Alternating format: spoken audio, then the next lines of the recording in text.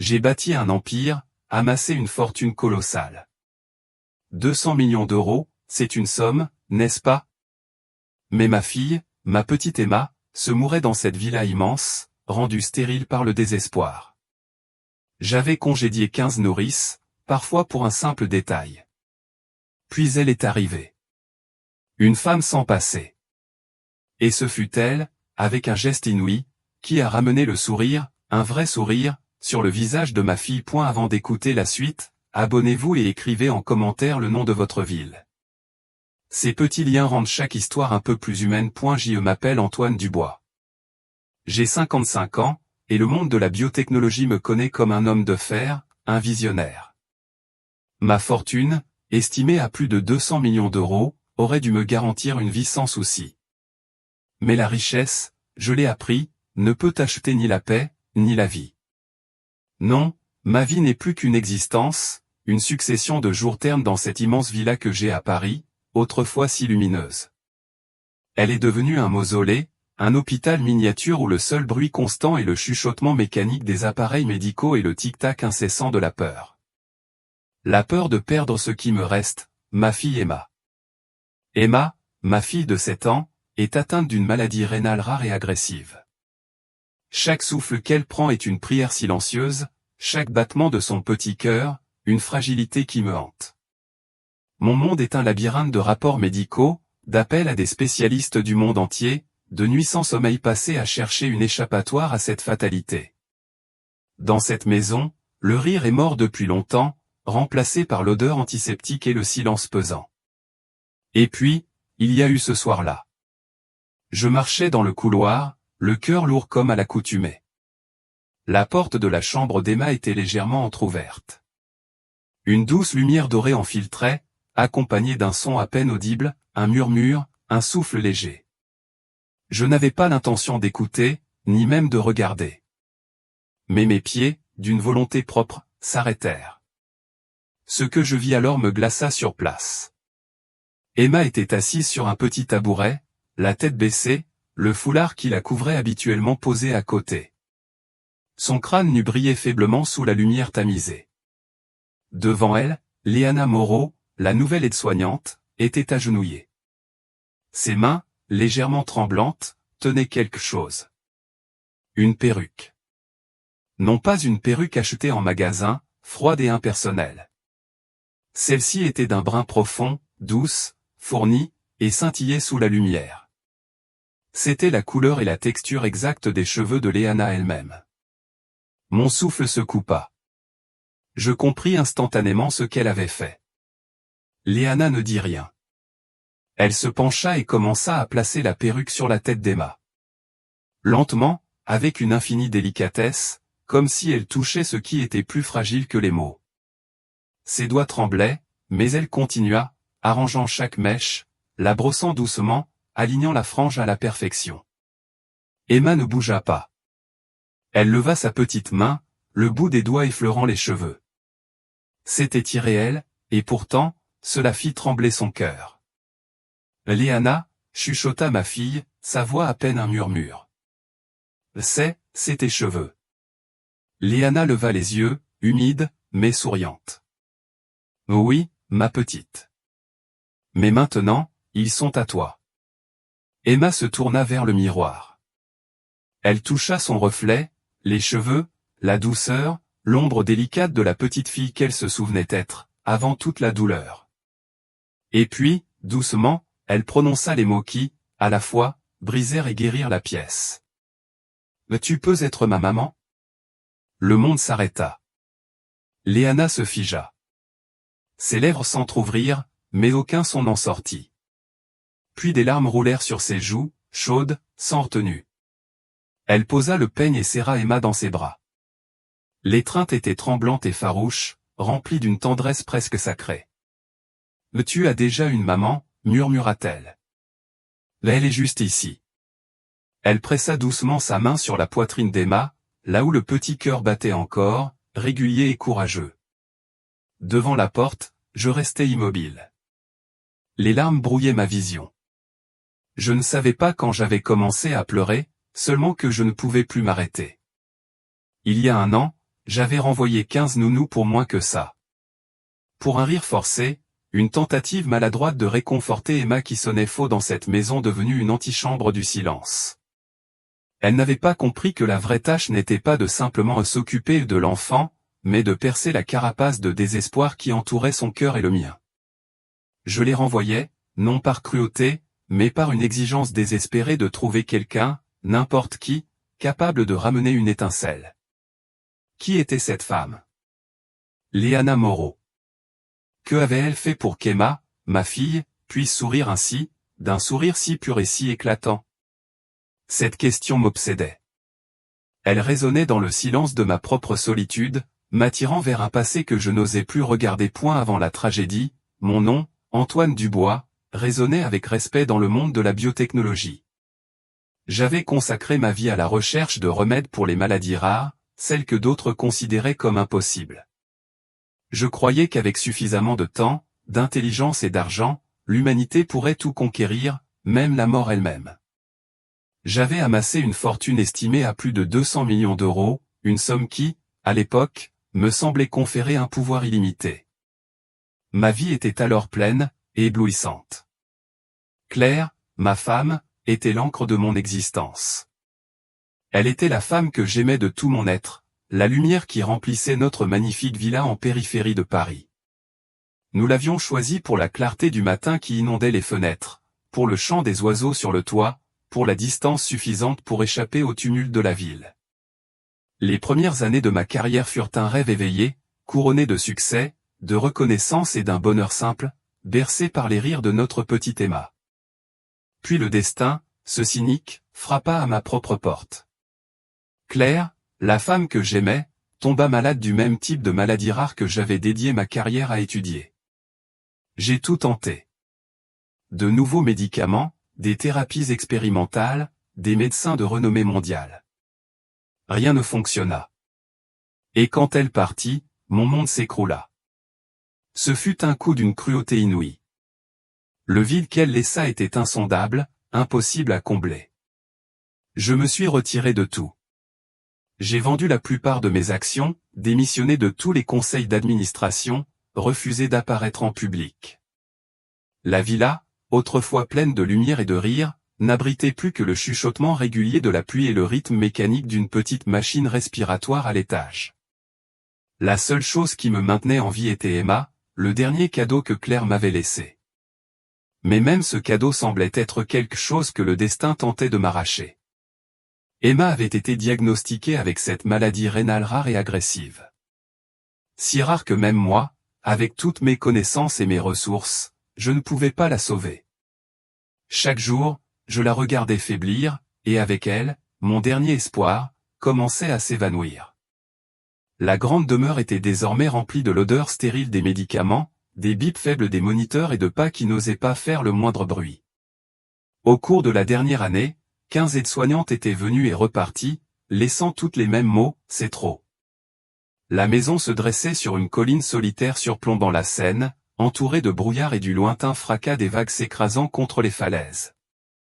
De loin, elle ressemblait à un bloc de pierre grise abandonné à la tempête. Mais à l'intérieur, chaque pièce respirait la lente décomposition d'un monde en ruine. Quand Claire était vivante, elle aimait cette maison. Elle l'avait choisie pour la lumière du matin qui inondait les fenêtres, pour le chant des oiseaux sur le toit et pour la distance. C'était suffisamment loin pour échapper au bruit de la ville. Maintenant, cette même lumière n'éclairait que des murs stériles, des équipements médicaux et le visage fatigué d'un père qui ne savait plus comment lâcher prise. Je passais presque tout mon temps aux côtés de ma fille. Je dormais à peine.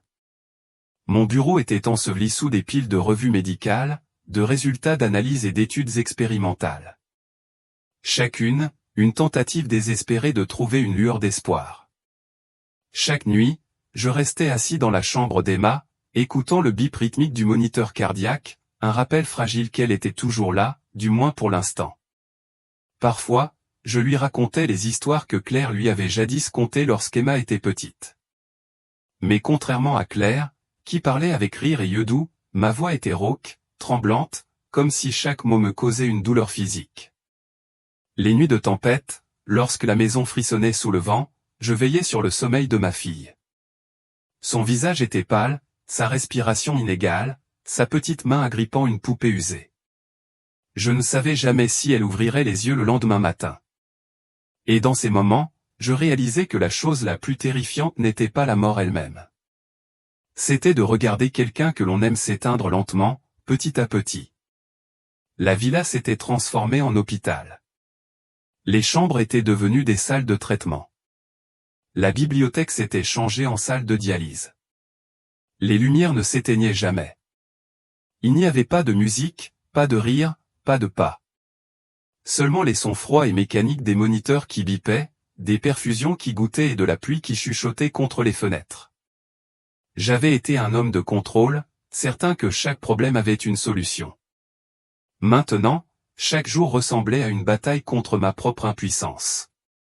Je lisais sans fin, appelais des spécialistes du monde entier, dépensais tout ce qu'il fallait juste pour acheter un jour de plus à Emma. Mais plus je me battais, plus je réalisais que je me tenais devant un mur infranchissable. Parfois, je pensais à Claire. Je me souvenais comment elle posait sa main sur mon épaule quand je travaillais trop tard, sa voix douce et posée. « Tu n'as pas à sauver le monde, Antoine. Reste juste avec moi, maintenant. » Ces mots résonnaient dans la maison vide comme un fantôme que je ne pourrais jamais faire taire. Je commençais à craindre les nuits parce que la nuit, le monde se taisait, quand le seul son restant était la respiration fragile d'Emma. Je me demandais souvent ce que Claire ferait si elle était encore là. Peut-être qu'elle sourirait, chanterait pour Emma, ou s'assiérait simplement en silence et lui tiendrait la main. Mais moi, Antoine, je ne savais que regarder et prier pour quelque chose que la science ne pouvait pas donner. Mon monde s'était réduit à deux choses, la peur de perdre ma fille et le chagrin d'avoir déjà perdu ma femme. Ensemble, ils pesaient si lourdement que chaque jour ressemblait à une peine à perpétuité.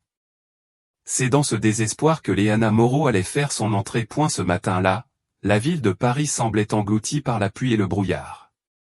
Tout était humide et froid, du chemin de pierre menant à la villa sombre jusqu'à la rangée silencieuse de pins pliant sous le poids de la brume. À travers le voile gris, une petite silhouette se tenait devant le portail en fer forgé. Elle ne portait pas de parapluie, seulement une vieille valise, laissant la pluie tremper son manteau et ruisseler sur ses cheveux foncés. Son nom était Léana Moreau. Personne ne savait vraiment d'où elle venait. Il n'y avait pas de dossier, pas de référence traditionnelle, pas d'histoire sur son passé, juste une note manuscrite qui disait simplement « Expérience en soins à domicile ». Monsieur Dubois, mon régisseur, homme de confiance et gardien du seuil, était sceptique. Nos exigences étaient si élevées, si spécifiques. Après 15 tentatives infructueuses, il avait appris à se méfier des CV trop polis, des sourires trop forcés. Pourtant, dans les mains de cette femme, il y avait une lettre. Écrite d'une main élégante, elle venait d'un vieux professeur de médecine excentrique et respecté que j'avais croisé dans les couloirs de ma première start-up, un homme dont l'intuition était parfois plus précieuse que toutes les certifications. Cette lettre, d'une originalité déconcertante, avait étrangement ouvert les portes.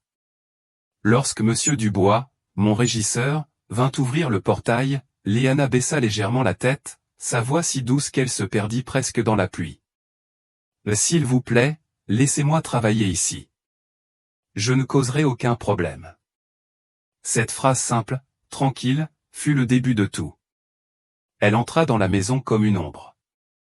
Pas de présentation, pas de curiosité manifeste envers son employeur. Elle accepta ses fonctions comme si elle avait toujours été là.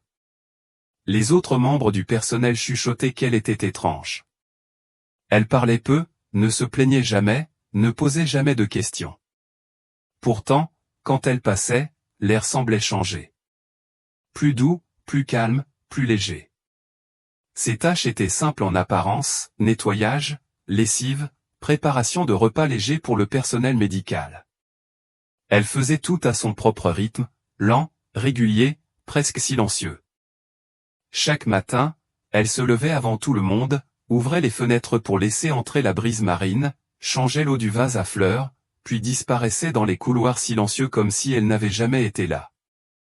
Les premiers jours, je la remarquais à peine. J'étais toujours enseveli sous les rapports, entouré du bourdonnement froid des machines. Mais au 3e jour, je réalisais que le lait d'Emma n'était plus froid le matin. Au 5e, le magazine pour enfants sur sa table de chevet avait été remplacé, ouvert à la page exacte du cheval brun qu'elle aimait tant. Personne n'en parlait, mais je l'avais remarqué. Léana n'essaya jamais de parler à Emma. Elle se déplaçait simplement autour d'elle avec délicatesse, ajustant la couverture, tirant les rideaux quand la lumière devenait trop forte, ou plaçant une petite marguerite blanche près de la fenêtre. Emma, la tête enveloppée d'un foulard, les yeux fixés sur la pluie, ne disait rien. Mais elle regardait. Chaque fois que Léana partait, le regard de ma fille la suivait tranquillement, comme quelqu'un essayant de retenir une chaleur éphémère. Les premiers jours de Léana furent ainsi, une ombre silencieuse qui apportait sans bruit de légers changements. Aviez-vous déjà rencontré quelqu'un dont la simple présence pouvait transformer une atmosphère sans un mot? Partagez vos pensées et vos histoires dans les commentaires ci-dessous.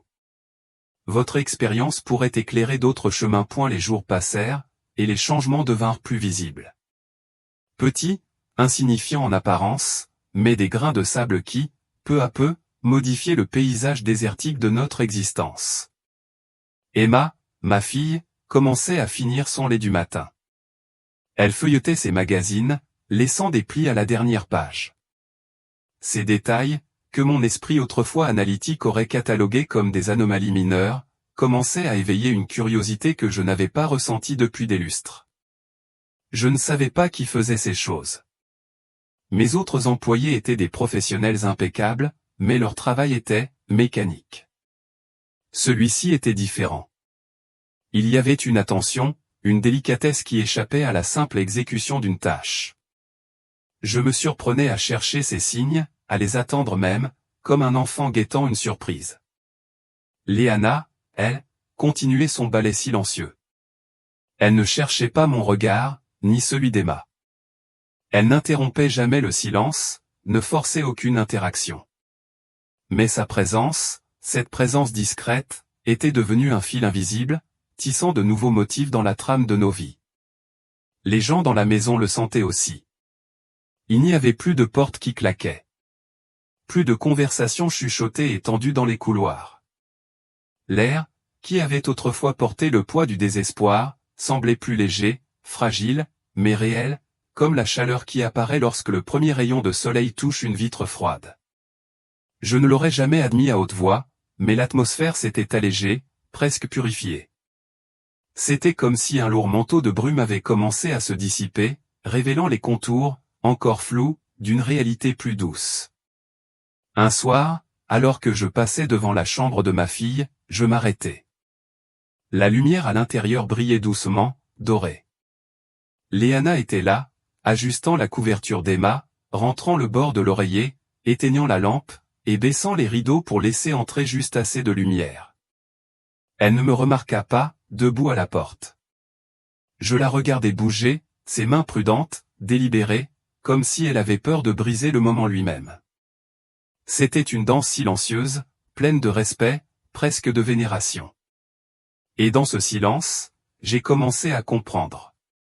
Comprendre pourquoi personne n'était parti depuis l'arrivée de Léana. Il y avait quelque chose dans sa quiétude qui donnait aux gens un sentiment de sécurité, une sorte de paix qui n'avait pas besoin d'être expliquée ou jouée, seulement ressentie. Cette paix, je n'aurais jamais cru la retrouver. Elle s'était faufilée dans ma maison, dans ma vie, sans bruit, sans effraction, apportant une douceur inattendue. Ce n'était pas une magie tapageuse, mais la simple vérité d'une présence bienveillante, constante.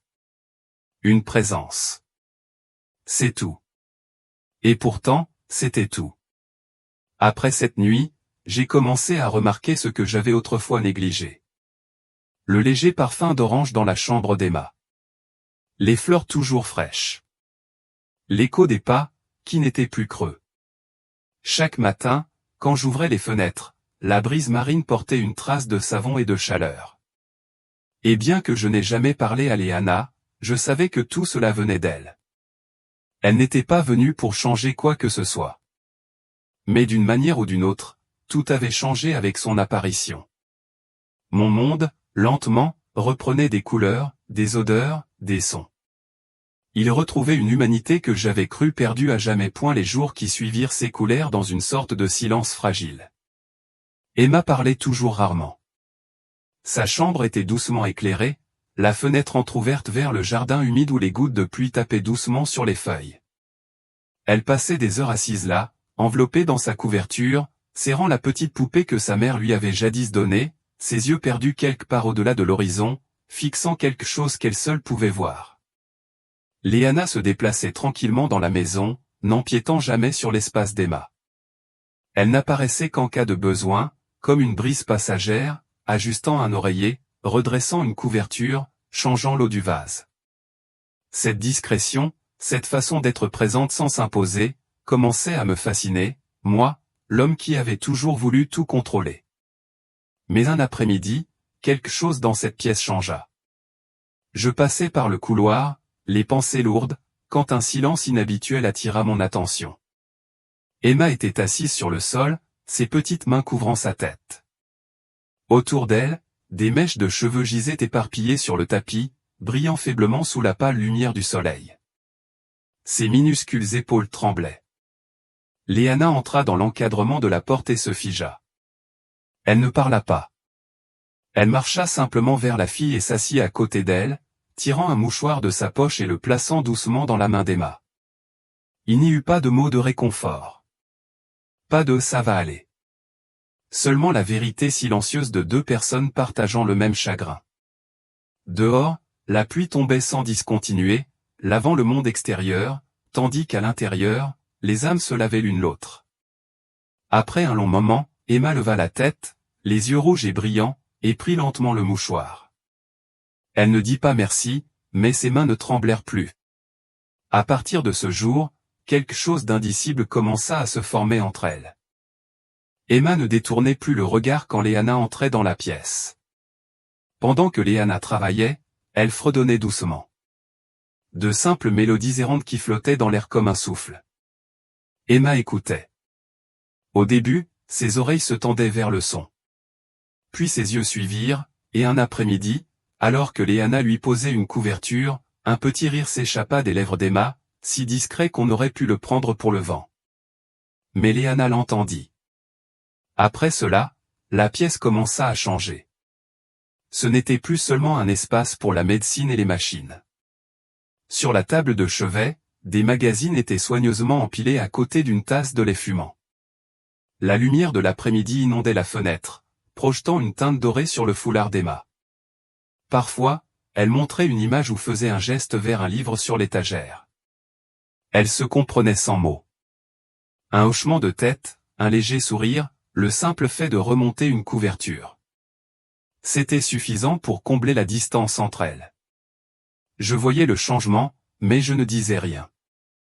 Je remarquais seulement que chaque fois que Léana entrait dans la pièce, le sourire de ma fille devenait réel. Même si ce n'était que pour un instant. Et je compris alors, certains liens ne sont pas construits par des mots, mais par la présence. Ce genre de présence silencieuse qui vous rappelle que vous n'êtes plus seul. Ce n'était pas la science, ni l'argent, ni même ma propre volonté qui créait cela. C'était cette femme, Léana, avec sa force tranquille, qui tissait une nouvelle toile d'humanité dans les vestiges de ma vie. Les jours qui suivirent l'arrivée de Léana furent empreints d'une sorte de paix fragile. Une paix que je n'aurais jamais cru revoir, une paix qui s'était faufilée dans ma maison comme la brise marine, légère et inattendue. Emma, ma petite Emma, parlait toujours peu, mais son silence n'était plus celui du désespoir. Sa chambre, baignée d'une lumière douce, la fenêtre légèrement ouverte sur le jardin humide, semblait respirer différemment. Je savais que sous le foulard qu'elle portait souvent, la perte de ses cheveux, conséquence des traitements, était une source de chagrin silencieux. Une blessure que ni la science ni mon argent ne pouvaient guérir. Et puis, il y eut cette nuit de printemps, une nuit de pluie battante, comme si le ciel voulait laver les dernières traces de l'hiver. Je rentrais à la villa plus tôt que d'habitude. J'avais annulé mes rendez-vous, mes appels, mes visites à l'hôpital. Je voulais juste être chez moi, là où ma fille dormait et où Léana se déplaçait dans la maison comme un battement de cœur discret. En descendant le couloir, je fis une pause devant la porte d'Emma, laissée légèrement entr'ouverte. Une faible lumière en émanait, accompagnée du son le plus doux. Un chuchotement, une respiration. Je n'avais pas l'intention d'écouter, mais mes pieds s'arrêtèrent d'eux-mêmes. Et ce que je vis me figea sur place. Emma était assise sur un petit tabouret, la tête inclinée, le foulard qui la couvrait habituellement reposant à côté. Son crâne nu captait la lumière tamisée. Devant elle, Léana était agenouillée, tenant quelque chose de tremblant dans ses mains. Une perruque. Non pas une perruque achetée en magasin. Celle-ci était d'un brun foncé, douce, fournie, et scintillait sous la lumière. C'était la couleur et la texture exacte des cheveux de Léana elle-même. Mon souffle se coupa. Je compris immédiatement ce qu'elle avait fait. Léana ne dit rien. Elle se pencha et commença à placer la perruque sur la tête d'Emma. Lentement, avec une infinie délicatesse, comme si elle touchait ce qui était plus fragile que les mots. Ses doigts tremblaient, mais elle continua, arrangeant chaque mèche, la brossant doucement, alignant la frange à la perfection. Emma ne bougea pas. Elle leva sa main, les doigts effleurant les cheveux. C'était irréel, et pourtant, cela fit trembler son cœur. Léana, chuchota ma fille, sa voix à peine un murmure. C'est tes cheveux. Léana leva les yeux, humides, mais souriante. Oui, ma petite. Mais maintenant, ils sont à toi. Emma se tourna vers le miroir. Elle toucha le reflet, les cheveux, la douceur, l'ombre délicate de la petite fille qu'elle se souvenait être, avant toute la douleur. Et puis, doucement, elle prononça les mots qui, à la fois, brisèrent et guérirent la pièce. « Tu peux être ma maman ?» Le monde s'arrêta. Léana se figea. Ses lèvres s'entr'ouvrirent, mais aucun son n'en sortit. Puis des larmes roulèrent sur ses joues, chaudes, sans retenue. Elle posa le peigne et serra Emma dans ses bras. L'étreinte était tremblante et farouche, remplie d'une tendresse presque sacrée. « Tu as déjà une maman ?» chuchota-t-elle. « Elle est juste ici. » Elle pressa doucement sa main sur la poitrine d'Emma, là où le petit cœur battait encore, régulier et courageux. Devant la porte, je restai immobile. Les larmes brouillaient ma vision. Je ne savais pas quand j'avais commencé à pleurer, seulement que je ne pouvais plus m'arrêter. À ce moment-là, je n'étais pas un père brisé ou un homme de science essayant de contrôler le destin. J'étais simplement un témoin de quelque chose de pur, quelque chose que l'argent ou la médecine ne pourraient jamais créer. Je les regardais toutes les deux, une femme qui avait donné une partie d'elle-même, et une enfant qui avait enfin retrouvé une raison de sourire. Et je savais alors que la maison froide qui résonnait autrefois de silence avait retrouvé sa chaleur une fois de plus. Cette scène, simple et bouleversante, était le début d'une nouvelle ère, le prélude à une transformation que je n'aurais jamais pu imaginer. Après cette nuit, la maison semblait enveloppée d'une nouvelle lumière, paisible, douce et fragile. Mais cette paix ne dura pas. À l'intérieur du petit corps d'Emma, une tempête se préparait silencieusement. Dans les semaines qui suivirent, les médecins m'annoncèrent la nouvelle que je craignais le plus. La maladie avait atteint son stade final. Les reins d'Emma défaillaient rapidement. Les chiffres chutaient, et les médicaments ne suffisaient plus. J'écoutais en silence, chaque mot me déchirant. Je restais immobile dans le bureau du médecin, les mains jointes, fixant le sol comme si lever les yeux risquait de tout briser. Cette nuit-là, je ne dormis pas. La lumière de mon bureau brûla jusqu'à l'aube. Des papiers couvraient le bureau. Rapports médicaux, listes d'hôpitaux, registres de transplantation. J'appelais partout. De Paris à Zurich, Tokyo à Singapour. Ma voix s'enrouait, mais je continuais. S'il vous plaît, vérifiez encore. Elle a 7 ans. Groupe sanguin O. A besoin d'une greffe immédiatement. Oui, je couvrirai tous les frais. Trouvez juste une compatibilité. Chaque jour devint une attente interminable. Chaque sonnerie de téléphone faisait sauter mon cœur. L'espoir venait et s'évanouissait, encore et encore. La villa se transforma en salle de guerre, un lieu rempli de tableaux, d'appel et de logique désespérée. Pourtant, à travers tout cela, Léana maintenait un autre type de rythme. Tandis que je luttais contre les délais et les données, elle restait aux côtés d'Emma, dessinant des fleurs, des océans, des ciels. Les murs de la chambre de la petite fille fleurissaient de couleurs, de petites explosions de joie contre l'obscurité rampante. « Mais qu'est-ce que l'océan sent, à ton avis ?» demanda Emma un après-midi. Léana sourit. « Comme l'espoir. L'espoir a une odeur. Bien sûr, il sent le vent après la pluie, propre et chaud. » Emma sourit, faiblement mais réellement. Léana s'accrochait à ce sourire comme à une petite lumière dans la tempête. Elle connaissait la vérité. Elle la voyait dans les yeux des infirmières, dans les échanges discrets entre les médecins et moi. Mais elle ne posa jamais de questions. Elle restait simplement aussi stable que jamais, une rive calme sur laquelle l'enfant pouvait se reposer.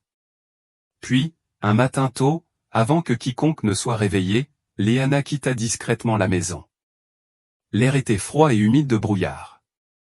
Elle se rendit seule à l'hôpital, ne portant rien d'autre que sa carte d'identité. Quand l'infirmière demanda pourquoi elle était venue, la voix de Léana était douce mais claire, « Je voudrais m'inscrire comme donneur d'organes. S'il vous plaît, testez ma compatibilité avec Emma Dubois. » L'infirmière cligna des yeux, surprise. « Êtes-vous une parente ?» Léana secoua la tête. « Non, mais si quelque chose en moi peut la maintenir en vie, je veux le donner. » Elle signa les formulaires sans hésitation. Au moment où elle revint, le soleil n'était pas encore levé. La maison était silencieuse, respirant l'aube naissante. Léana s'y déplaçait comme toujours, pliant des couvertures, rafraîchissant les fleurs, essuyant la condensation des vitres. Personne ne remarqua rien de différent, mais Léana savait. Quelque part au fond d'elle, une décision avait été prise, silencieuse comme une goutte tombant dans un lac immobile, envoyant des ondulations douces mais imparables. Et elle priait pour que, lorsque ces ondulations atteindraient leur bord, elle ramène Emma à la vie. Si vous m'écoutez encore jusqu'ici, aidez-moi en laissant un commentaire avec le chiffre ainsi dessous, pour que je sache qu'il y a toujours des compagnons de route avec moi dans ce voyage. Votre présence est le plus grand encouragement pour que je puisse vous raconter la dernière partie de cette histoire. Sur les voies du cœur. 2 semaines s'étaient écoulées depuis ce matin où Léana s'était rendue à l'hôpital. Pendant ce temps, je vivais entre l'espoir et le désespoir, poursuivant chaque piste, chaque nom possible sur la liste.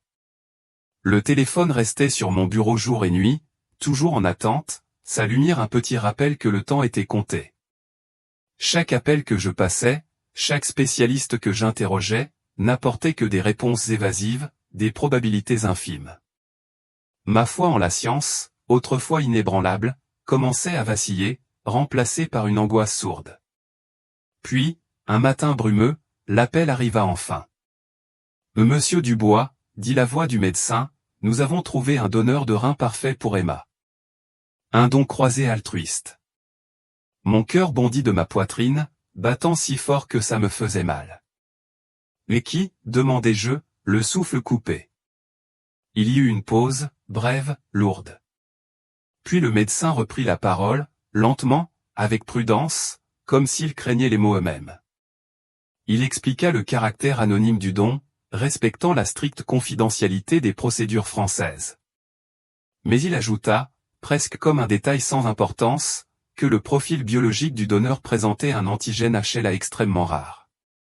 Un antigène que, dans ma quête obsessionnelle de solutions pour Emma, j'avais eu l'occasion de croiser dans les dossiers médicaux annexes, ceux de mon personnel, il y a quelques semaines. Une vague de stupéfaction, de confusion et d'une gratitude déchirante s'abattit sur moi. Comment avait-elle pu faire cela, si silencieusement, si profondément? Ce n'était pas de la colère que je ressentais, mais une honte brûlante de n'avoir rien vu, de n'avoir rien compris à la grandeur d'âme de cette femme. La peur pour elle, pour cet acte démesuré, me serrait à la gorge. Je me sentis plus petit que jamais, mon arrogance scientifique réduite en cendres face à cette abnégation pure. Je savais.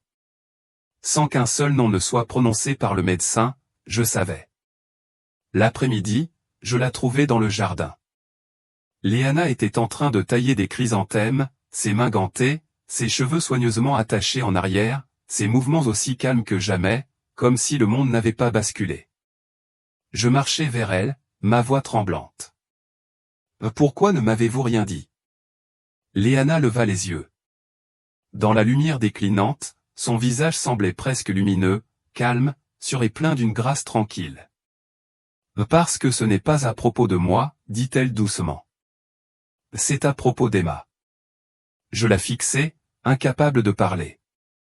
Des mots de gratitude, de protestation, de peur. Aucun d'eux ne pouvait trouver le chemin de mes lèvres. « Comprenez-vous à quel point c'est dangereux ?» réussis-je enfin à articuler, ma voix brisée. Léana sourit, faiblement, régulièrement, presque invisible. « Je comprends. Mais je comprends aussi autre chose, qu'elle mérite de vivre. Et s'il y a quoi que ce soit que je puisse faire, même la plus petite chose, je le ferai. Je n'ai pas besoin de promesses. Je n'ai pas besoin d'être souvenu. » Puis elle se pencha de nouveau, retournant à ses fleurs. Des pétales flottaient autour de ses pieds comme une poussière d'or. Je restai là longtemps, à la regarder. Et dans ce silence, je compris. Le vrai courage ne crie pas. Il chuchote. Il fleurit tranquillement, et parfois, il offre tout sans rien demander en retour. Cette femme, avec son altruisme pur, avait brisé mes dernières illusions, me forçant à voir au-delà des chiffres et des diagnostics, vers l'essence même de l'humanité. Le matin de l'opération arriva, enveloppé dans la fraîcheur silencieuse du début de l'hiver. La ville semblait retenir son souffle, et à l'intérieur de l'hôpital, les longs couloirs blancs brillaient sous une lumière néon froide. L'horloge murale tic-taquait régulièrement, lentement, sans pitié, comptant chaque seconde fragile d'espoir.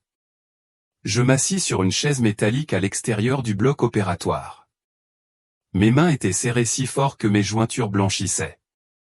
Chaque fois que la porte s'ouvrait, mon cœur s'arrêtait. À travers la vitre embuée, je pouvais distinguer deux salles, l'une pour Emma, l'autre pour Léana. Deux vies, deux miracles liés par un fil invisible. Je ne priais pas. J'avais cessé de croire en quoi que ce soit après la mort de ma femme, Claire. Mais ce matin-là, fixant le panneau rouge lumineux « Opération en cours », je me surpris à murmurer, non pas à quelqu'un, mais au silence, suppliant que les deux cœurs continuent de battre. Le temps s'écoula avec une lenteur douloureuse. À midi, la porte s'ouvrit enfin. Un médecin sortit, masque baissé, les yeux fatigués, mais brillants de soulagement. « L'opération s'est bien passée, dit-il. Les deux sont stables. » Je bondis de ma chaise, le souffle coupé comme si je venais de refaire surface après une longue immersion. Je saisis la main du médecin, incapable de parler, hochant la tête encore et encore. Mais ce n'est pas encore fini. Les 72 prochaines heures seront critiques, continua le médecin. Si le corps d'Emma accepte le nouveau rein, nous aurons une réelle chance. Ces 3 jours devinrent les plus longs de ma vie. Je quittais à peine l'hôpital. Chaque heure, je demandais des nouvelles, regardais le moniteur, suivais chaque scintillement de lumière sur l'écran. Chaque bip me faisait tressaillir le cœur. Puis, le matin du 3e jour, le médecin entra avec un sourire, le premier depuis des semaines. « Le corps d'Emma répond, dit-il doucement. Elle accepte le nouveau rein. » Je baissai la tête, les larmes coulant silencieusement sur mon visage. Je me levai, courant presque vers la salle de réveil de Léana. Elle était allongée, immobile, pâle, mais paisible. Quand je prononçai son nom, ses cils papillonnèrent faiblement. « Emma va bien, murmurai-je. La greffe a fonctionné. » Les yeux de Léana s'ouvrirent lentement. Un léger sourire fatigué apparut. « C'est bien, murmura-t-elle, sa voix à peine un souffle. Puis elle ferma de nouveau les yeux, sa respiration calme et régulière. Et dans ce moment de quiétude, je compris. Certaines personnes naissent pour donner, et lorsque leur but est accompli, elles se reposent simplement, laissant derrière elles un miracle fait d'amour. J'avais toujours cherché des solutions dans la science, le contrôle, la richesse. Léana, elle, avait trouvé la sienne dans l'abandon de soi, dans la pureté du don. Cette femme, si silencieuse, si discrète, avait non seulement sauvé ma fille, mais elle m'avait aussi sauvé moi, d'une solitude glaciale et d'un désespoir que je croyais éternel. Elle avait illuminé mon monde, non par sa force physique, mais par la lumière de son âme. Dans les jours qui suivirent l'opération, la lumière à l'intérieur de la maison sembla différente. Elle n'était plus pâle et froide, mais plus chaude, plus douce, comme si même le soleil voulait s'attarder un peu plus. Le bourdonnement silencieux du moniteur médical dans la chambre d'Emma était devenu une partie du fond sonore, se mêlant au son des cuillères contre la porcelaine, au rire doux et aux petits gloussements qui venaient quand elle lisait mal un mot dans son livre. Emma se rétablit plus vite que quiconque ne l'avait espéré. Son corps était encore fragile, mais la lumière était revenue dans ses yeux. Elle commença à manger, à sourire, à demander à Léana des contes de fées chaque matin. Ses cheveux repoussaient, fins, doux comme une nouvelle brume. Et Léana les brossait souvent doucement, son regard tendre et plein de vie. Léana elle-même était encore faible, sa cicatrice sensible. Pourtant, chaque jour, elle s'enquérait d'Emma, même si ce n'était qu'un chuchotement. Parfois, je la trouvais debout dans l'embrasure de la porte, se tenant au cadre, observant l'enfant dormir avec un léger sourire. Je voulais lui dire de se reposer, mais je ne le fis pas. Certains moments sont trop sacrés pour être interrompus. Moi aussi, Antoine, je changeais. Je n'étais plus l'homme enseveli sous les données et le silence. Maintenant, je me réveillais tôt, essayais de préparer le petit déjeuner, même si les œufs brûlés et la soupe étaient trop salés. Emma mangeait tout de toute façon et Léana souriait doucement. « Tu t'améliores », la taquinait-elle. « Mes professeurs sont les plus exigeants du monde », répondais-je, et tous les trois, nous rions ensemble. Les après-midi, je travaillais dans le jardin. Je commençais à replanter les parterres de fleurs que Léana avait autrefois entretenus, des chrysanthèmes jaunes, de la lavande et les roses blanches que ma défunte épouse, Claire, avait tant aimées. Mais maintenant, le jardin n'était plus un cimetière de souvenirs. Il était de nouveau vivant, là où Emma courait pieds nus et Léana s'asseyait avec une tasse de thé, le soleil drapant ses épaules. Le rire était revenu dans la maison. La musique flottait dans les pièces chaque soir. Du jazz doux d'un vieux disque que j'avais redécouvert. La lumière filtrait à travers les rideaux, dansant sur les murs, se mêlant au parfum de la soupe, du pain grillé et du bruissement des feuilles à l'extérieur. Un soir, après qu'Emma se fût endormie, je trouvai Léana assise sur le porche, enveloppée dans un châle fin. Je lui apportai une tasse de thé. « Un menthe poivré, dis-je. Bon pour la guérison. » Elle l'accepta avec un petit sourire tremblant. « Tu as beaucoup souri aujourd'hui, dis-je doucement. »« J'ai souri pour Emma, répondit-elle. » Nous restâmes en silence, écoutant le vent se mouvoir dans le jardin. Plus aucun mot n'était nécessaire. Dans cette quiétude, je réalisais que quelque chose de doux avait grandi en moi. Une chaleur tranquille remplissait les espaces vides que je pensais geler pour toujours. Léana ne dit rien, mais quand je me détournai, ses yeux me suivirent, doux, calmes, remplis d'une lumière que les mots ne sauraient décrire. À partir de cette nuit, la maison n'était plus seulement un lieu de vie. Elle était de nouveau vivante. Chaque mur, chaque fenêtre portait la chaleur tranquille de trois âmes qui s'étaient retrouvées à travers la perte. Léana apporta la paix. Antoine apporta la protection. Et Emma, elle était la lumière qui donnait un sens à tout. Trois cœurs autrefois brisés, maintenant liés ensemble, calmes, stables et vivants, comme le jardin à l'extérieur, refleurissant après l'hiver. Le temps passa tranquillement, lavant les cicatrices du chagrin et ne laissant que les traces les plus douces de ce qui fut. Un an après l'opération, la villa du bois était devenue quelque chose d'entièrement nouveau. Plus une maison de silence et de maladie, mais un foyer vivant, rempli de lumière, de rire et des petits pas d'une enfant. Emma était en bonne santé maintenant, radieuse et pleine de vie. Elle allait à l'école, se faisait des amis, aimait dessiner des fleurs et racontait souvent des histoires sur mademoiselle Léana, la femme la plus courageuse du monde. Chaque matin, je la conduisais à l'école tandis que Léana se tenait sur le porche, nous saluant avec un sourire. Il n'y avait plus de machine, plus de peur, seulement la paix. Notre mariage fut discret, presque secret. Pas de grande robe, pas de célébration somptueuse, juste une petite cérémonie dans le jardin entourée de chrysanthèmes blancs. Emma porta les fleurs, se tenant fièrement entre nous. Et quand vint le moment des vœux, je pris la main de Léana et dis doucement, j'avais cru que mon cœur ne pourrait plus jamais aimer. Mais tu m'as appris que l'amour ne prend pas fin quand quelqu'un s'en va.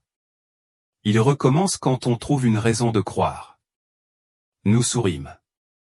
Pas besoin de promesses. La façon dont nous nous regardions disait plus que les mots ne pourraient jamais. Après le mariage, nous avons entamé un nouveau voyage. Ensemble, nous avons fondé la Fondation du Bois pour la santé des enfants, finançant la recherche pédiatrique, soutenant les familles avec des enfants atteints de maladies incurables et encourageant le don d'organes. Si une partie d'une personne peut en maintenir une autre en vie, dit Léana lors de l'événement de lancement, alors l'amour a simplement changé de forme, il n'a pas disparu. Léana est devenue le cœur de la fondation. Chaque semaine, elle visitait les hôpitaux, s'asseyant aux côtés des parents et des enfants, écoutant plus qu'elle ne parlait. Elle partageait son histoire. Non pour susciter la pitié, mais pour donner de l'espoir. Nous ne pouvons pas contrôler le destin, leur disait-elle doucement. Mais nous pouvons choisir comment y faire face, avec patience et avec amour. Les parents pleuraient quand elle parlait. Les enfants l'embrassaient et demandaient, vais-je guérir aussi, comme Emma? Et Léana souriait. Oui, tu vas guérir, parce que ton cœur est plus fort que le mien. Je l'accompagnais souvent. Je n'étais plus l'homme enseveli sous les graphiques et les chiffres. Je portais son eau, prenais des photos, la regardais parler avec une admiration silencieuse, et je savais au fond de mon cœur que la vie m'avait donné une seconde chance. Le soir, nous rentrions chez nous, au rire d'Emma. Je cuisinais mieux maintenant tandis que Léana remplissait la maison du parfum de lavande et qu'Emma tentait de faire de la pâtisserie, généralement avec des résultats désastreux mais adorables. Personne ne s'en souciait. C'était parfait tel quel. Un soir, alors que le soleil se couchait derrière le jardin, Emma demanda, « Maman, papa, est-ce un ange qui vous a amené à moi ?» Léana sourit, brossant une mèche de cheveux du visage de sa fille. « Peut-être, dit-elle doucement, mais je crois que tu es la raison pour laquelle je suis restée. » Je les regardais, mère et enfant, baignés de lumière dorée, et quelque chose en moi s'apaisa. Chaque perte, chaque larme avait mené à cela. Et pour la première fois, je compris. Parfois, la douleur est le chemin qui nous ramène à la maison. Alors que la nuit tombait, la maison se remplit du parfum du thé chaud et du murmure du vent à travers les fleurs. Je parlais à peine au-dessus d'un chuchotement. Nous avons tant perdu, mais c'est peut-être pourquoi ce que nous avons maintenant signifie tout. Léana me regarda et sourit, ses yeux brillants, répondant sans mots. La maison brillait dans la nuit, paisible, vivante et pleine de cœur. Un vrai foyer bâti non sur la perfection, mais sur la patience, l'amour et le courage d'aimer à nouveau après avoir été brisé. Un an plus tard, par une douce soirée d'automne, la ville scintillait sous des lumières dorées. À l'intérieur du grand hall du centre médical, la Fondation du Bois tenait son premier gala de charité, une soirée d'espoir et de gratitude. Sur scène, un diaporama de visages d'enfants défilait. Des centaines d'yeux brillants et de petits sourires sauvés par le don. Le public se tut alors que je m'avançais vers le microphone. « Il y a quelqu'un de très spécial qui aimerait dire quelques mots ce soir, dis-je. Et quelqu'un à qui nous devons tous un miracle. » Du premier rang, Emma se leva. Elle portait une simple robe blanche, ses doux cheveux bruns effleurant ses épaules, ses joues rougies. La salle retint son souffle alors qu'elle montait les marches, tenant une petite note dans sa main tremblante. Sa voix était claire, jeune, mais ferme. « Je veux vous parler de ma maman, Léana. Elle ne m'a pas seulement donné une seconde chance de vivre, elle m'a donné un cœur qui bat à nouveau, et la lumière pour voir le monde différemment. » La salle se tut l'espace d'un battement de cœur. Et puis, comme une vague, tout le monde se leva et applaudit. Les lumières brillèrent plus fort, captant le scintillement des larmes sur les joues de Léana. Elle se couvrit la bouche, secouant doucement la tête. Submergé. Je marchai à ses côtés, enveloppant Léana et Emma dans mes bras. Emma reposa sa tête sur ma poitrine tandis que Léana se penchait sur mon épaule, pleurant et souriant tout à la fois. Le moment rayonna, non pas par les lumières de la scène, mais par quelque chose de plus profond, la conviction, la bonté et la vérité silencieuse que l'amour peut tout guérir. Cette nuit-là, les journaux parleraient du « moment du miracle ». Mais pour nous, ce n'était pas un miracle. C'était simplement la vie redécouverte à travers l'amour et la perte. Nous avions traversé l'obscurité et retrouvé ensemble le chemin de la lumière. À la fin, nous trois nous tenions près de la mer. Les vagues clapotissaient doucement à nos pieds, le coucher de soleil peignait l'horizon d'or, et le rire d'Emma flottait dans le vent. Je tenais la main de Léana, et elle reposait sa tête contre mon épaule. Plus de larmes, seulement la paix. Je compris alors que le véritable amour d'un parent ne réside pas dans la vaine tentative de tout contrôler, ni dans l'illusion de la richesse, mais dans l'humilité d'accepter ses propres limites et la responsabilité morale de guider un cœur innocent, même quand le sien est brisé. Ce n'est qu'en s'agenouillant devant l'impuissance que l'on découvre la grandeur du don. Emma m'avait appris que la vérité n'est pas toujours douce, mais c'est dans le courage de l'affronter, dans l'authenticité des larmes et des sourires, que l'on apprend à aimer avec une force inébranlable et sans fard. En retrouvant sa voix, elle nous montra que l'amour ne craint pas la transparence, mais la réclame. Et pour nous tous, la véritable richesse de l'existence ne réside pas dans ce que l'on accumule, mais dans cette conscience fragile, cette étincelle de vérité et de bienveillance qui, même au cœur d'une société moderne obsédée par le paraître, éclaire les chemins les plus sombres et révèle notre humanité. C'est dans le reflet d'un don, invisible mais puissant, que l'on se souvient de l'essence même de notre âme. Le manoir brillait doucement dans la nuit, paisible, vivant, un foyer bâti non sur la perfection, mais sur la patience, l'amour et le courage de renaître après avoir été brisé.